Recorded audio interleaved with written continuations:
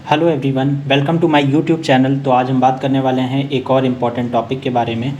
Topic ये है कि जो प्रोग्रामर एनालिस्ट होता है उसकी सैलरी क्या होती है कॉग्निजेंट में as per latest increment cycle. तो मैं यहाँ बात करूँगा बीसीए वालों के लिए भी, बीएससी आईटी के लिए भी, और साथ ही मैं बीटेक वालों के लिए भी बात करूँगा कि बीटेक वाले जब प्रोग्रामर एनालिस्ट बनेंगे उनकी क्या सैलरी होगी, और बीएससी आईटी और बीसीए वाले जो प्रोग्रामर होते हैं और प्रोग्रामर से उनका प्रमोशन होकर जो प्रोग्रामर एनालिस्ट बनेंगे तो उस पर उनकी क्या सैलरी होगी।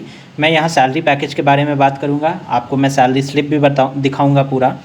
उसके बाद में उसी सैलरी स्लिप से हम लोग इन हैंड सैलरी भी कैलकुलेट करेंगे और मैं वहाँ बताऊँगा कैसे आप इन हैंड सैलरी कैलकुलेट कर सकते हैं। तो चलिए इस वीडियो को यहीं पर स्टार्ट करते हैं।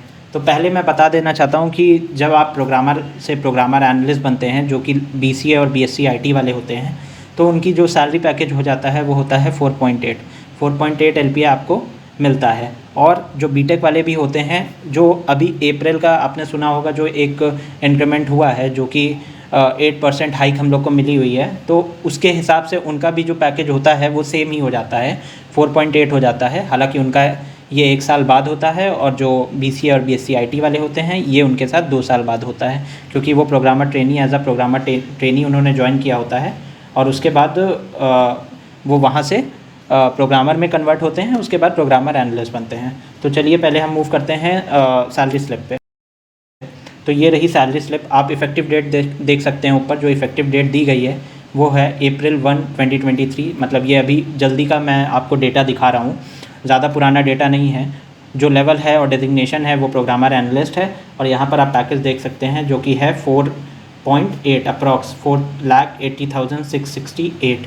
तो ये आपका सैलरी पैकेज है। तो अब यहाँ पर हम इन हैंड सैलरी कैलकुलेट करेंगे कि इन हैंड सैलरी जो आपकी होती है वो कितनी होती है। तो चलिए कैलकुलेट करते हैं। तो सबसे पहले हो गया हमारा बेसिक, ये तो हमें इसमें जोड़ना ही है।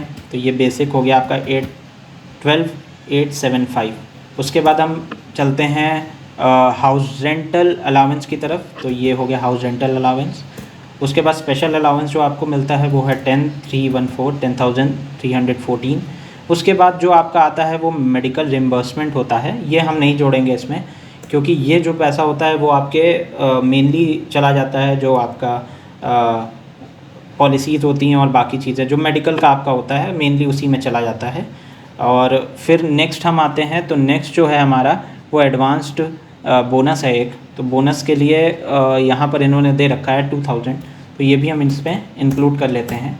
उसके बाद नेक्स्ट है आपका कन्वेंस अलाउंस। तो ये जो कन्वेंस अलाउंस है ये मेनली 800 है, और इसे हम ट्रांसपोर्ट अलाउंस भी कह सकते हैं, जो हम लोग का आने जाने में जो खर्चा होता है तो उसके लिए ये मिलता है। तो ये हो गया आपका इतना। उसके बाद आपका आ गया PF, company's contribution to PF. ये हम मेनली नहीं जोड़ेंगे, ये हम इसलिए भी नहीं जोड़ते हैं क्योंकि ये तो हमारा पीएफ अकाउंट में जाएगा, तो हम इसको नहीं जोड़ेंगे। तो आपकी जो मेनली इन हैंड सैलरी है इसमें आप मेनली थोड़ा पैसा और माइनस कर लीजिए। मैं तो यही कहूँगा कि इसमें आप लाइक 700 और माइनस कर ही लीजिए। तो मेनली जो इतना इन हैंड आपका बनता है ये है 33,014। तो लगभग आपका जो इन हैंड बनेगा वो इतना ही बनेगा, बीसीए वालों का भी, बीएससी आईटी वालों का भी और बीटेक वालों का भी। तो ये आपकी इन हैंड सैलरी हो गई। ये तो आपने सैलरी स्लिप देख के यहाँ कैलकुलेट कर लिया। मैं आपको एक और तरीका बताना चाह रहा हूँ कि जैसे आपको केवल पैकेज पता हो और आपको इन हैंड सैलरी निकालनी हो तो आप कैसे कर सकते हैं। तो सिंपल तरीका ये है कि पहले जो भी आपका पैकेज है उसको यहाँ पर लिख दिया जाए। तो ये आपका पैकेज हुआ 4,80,668। अब इसमें अगर हम लोग 15% माइनस कर देते हैं, तो लेट्स से हम लोग माइनस करते हैं 15%, तो ये आपका इतना हो गया। अब इसको हम क्या करते हैं, डिवाइड कर देते हैं अप्रॉक्स 13 से। 13 से डिवाइड करा और ये एंटर किया। तो 13 से या फिर आप 12 से भी डिवाइड कर सकते हैं। लगभग जो आपकी इन हैंड सैलरी बनेगी वो आसपास ही रहेगी इसके। तो जैसे मैंने आपको अभी 33 बताई है, तो आप मतलब एक ये फॉर्मूला से एक आइडिया निकाल सकते हैं कि आपकी इन हैंड सैलरी कितनी हो सकती है। तो ये एक हो गया आपका तरीका इन हैंड सैलरी निकालने का। एक काम और करते हैं, हम इसको दोबारा से एक बार कैलकुलेट करके देखते हैं और इसको 12 से डिवाइड करते हैं, तब हम देखते हैं कि क्या इन हैंड सैलरी हमारी निकल सकती है। तो हम यहाँ पर 15% माइनस किया एंड डिवाइड बाय 12 कर दिया। तो ये देखिए आप 34। तो मेरा कहने का मतलब ये है कि आपकी जो सैलरी होगी वो इतनी ही होगी, और मैं एग्जैक्ट सैलरी भी आपको बता दे रहा हूँ। जो एग्जैक्ट सैलरी जो आपके बैंक अकाउंट में आएगी वो 33,000 समथिंग होगी, ठीक है। तो ये आपके बैंक अकाउंट में सैलरी आएगी।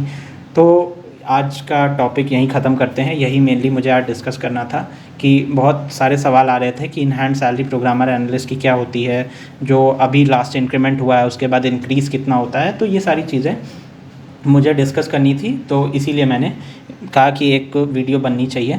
उसके अलावा अगर आप चैनल पे नए हैं तो प्लीज़ इस चैनल को सब्सक्राइब कर दीजिए। इसका नाम है A&A टेक वर्ड। वीडियो अच्छा लगा हो तो उसे लाइक कर दीजिएगा, और बाकी अपने फ्रेंड्स के साथ शेयर कर लीजिए जिनको भी ये इन्फॉर्मेशन चाहिए। तो काफ़ी लोग होते हैं जिनको ये इन्फॉर्मेशन चाहिए होती है, तो प्लीज़ आप उनके साथ ये इन्फॉर्मेशन शेयर करिए। तो आज के लिए बस इतना ही, मिलते हैं नेक्स्ट वीडियो में। Okay, bye bye.